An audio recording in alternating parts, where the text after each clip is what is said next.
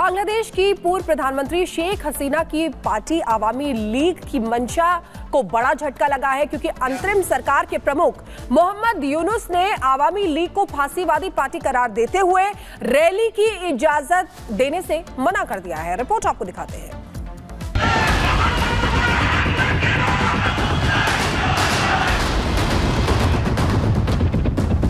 पहले चुनी हुई सरकार के खिलाफ बगावत,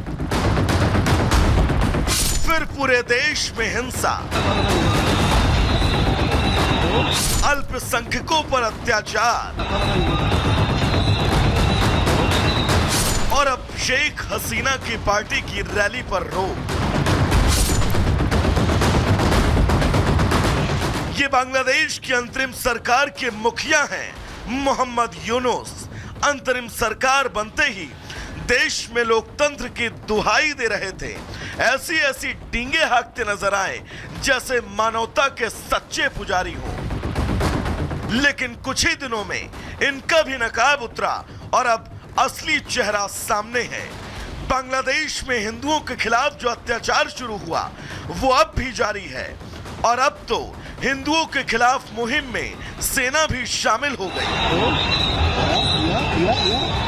कुल मिलाकर अंतरिम सरकार का फांसीवादी रवैया पूरी दुनिया देख रही है, लेकिन अंतरिम सरकार के मुखिया लोकतांत्रिक तरीके से चुनी गई पीएम शेख हसीना की पार्टी को फांसीवादी बता रहे हैं। उनकी पार्टी आवामी लीग की रैली पर रोक लगा रहे हैं।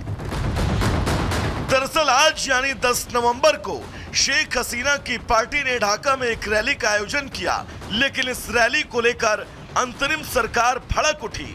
मौजूदा सरकार ने आवामी लीग को फांसीवादी करार देते हुए बांग्लादेश में रैली की इजाजत देने से साफ मना कर दिया। सरकार ने कहा कि आवामी लीग को रविवार को प्रस्तावित रैली को आयोजित करने की अनुमति नहीं दी जाएगी। मुख्य सलाहकार यूनुस के प्रेस सचिव शफीकुल आलम ने सोशल मीडिया पर लिखा, आवामी लीग अपने मौजूदा स्वरूप में एक फांसीवादी पार्टी है। किसी भी सूरत में इस पार्टी को बांग्लादेश में विरोध प्रदर्शन करने की अनुमति नहीं दी जाएगी। जो भी व्यक्ति सामूहिक हत्यारे और तानाशाह शेख हसीना से आदेश लेकर रैली, सभा और जुलूस आयोजित करने की कोशिश करेगा, उसे कानून लागू करने वाली एजेंसियों की पूरी सख्ती का सामना करना पड़ेगा। अंतरिम सरकार का यह आदेश फांसीवादी आदेश है। सरकार किसी भी पार्टी को प्रदर्शन करने और रैली करने से कैसे रोक सकती है? खुद फांसीवादी रवैया अपनाकर लोगों को फांसीवादी होने का सर्टिफिकेट बांट रही है।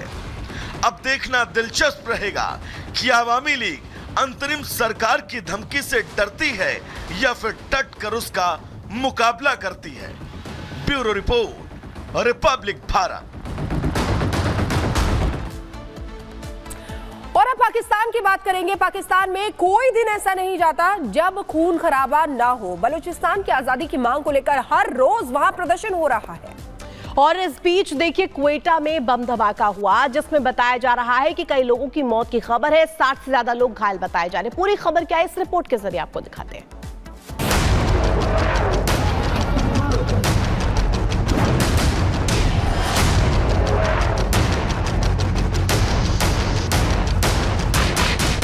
दुनिया भर में आतंकी के एक्सपोर्टर के तौर पर कुख्यात पाकिस्तान अब आतंक से लहूलुहान है।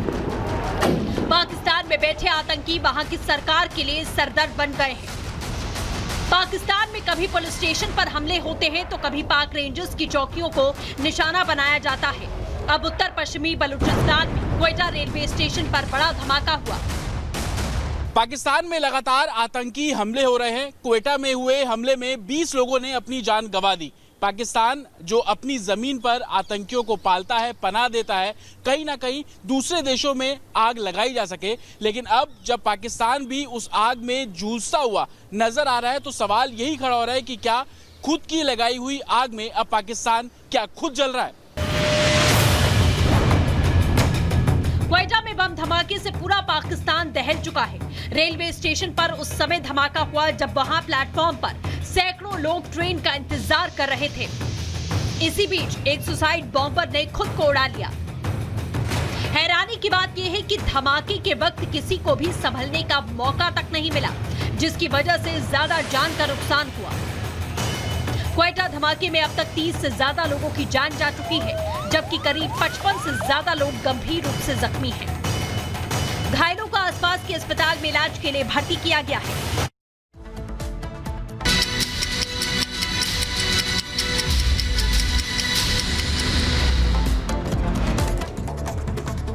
और अब 2 मिनट में भारत गुजरात के वलसाड में प्लास्टिक फैक्ट्री में लगी भीषण आग की लपटों को देखकर सहमे लोग, मचा हड़कंप। आग पर काबू पाने के लिए दमकल की कई गाड़ियां मौके पर पहुंची। फैक्ट्री के एक हिस्से में काले धुएं का गुबार भी दिखाई दिया। किसी के हताहत होने की खबर नहीं। दिल्ली के मुंडका इलाके में शख्स की गोली मारकर हत्या कर दी गई। बाइक से आए थे हमलावर, ताबड़तोड़ 6 राउंड फायरिंग कर अमित नाम के शख्स की हत्या की। कुछ दिन पहले ही तिहाड़ से आया था बाहर। जम्मू कश्मीर के सोपोर में सुरक्षा बलों और आतंकियों के बीच हुई मुठभेड़। राजपोरा इलाके में मुठभेड़ में एक आतंकी ढेर। शुक्रवार को 2 आतंकी हुए थे ढेर। छत्तीसगढ़ के बीजापुर में लाल आतंक के खिलाफ बड़ा एक्शन। एनकाउंटर में 8 लाख के इनामी समेत 3 नक्सली मारे गए हैं। बड़ी संख्या में हथियार बरामद। गाजियाबाद में देखा तेज रफ्तार का कहर। बेकाबू कार ने कई वाहनों को टक्कर मारी। सीसीटीवी में कैद हुई पूरी घटना। हरदोई में कार पर स्टंट करते युवकों का वीडियो वायरल हुआ है। वीडियो में एक युवक कार की छत पर और 2 युवक कार के दरवाजों पर स्टंट करते दिखाई दिए। पुलिस ने कार चालक को गिरफ्तार किया। ग्रेटर नोएडा में अवैध हथियार की तस्करी करने वाले रैकेट का भंडाफोड़। पुलिस ने 2 बदमाशों को गिरफ्तार किया। बदमाशों के पास से 6 पिस्टल, 12 मैगजीन, 215 कारतूस और 1 कार बरामद।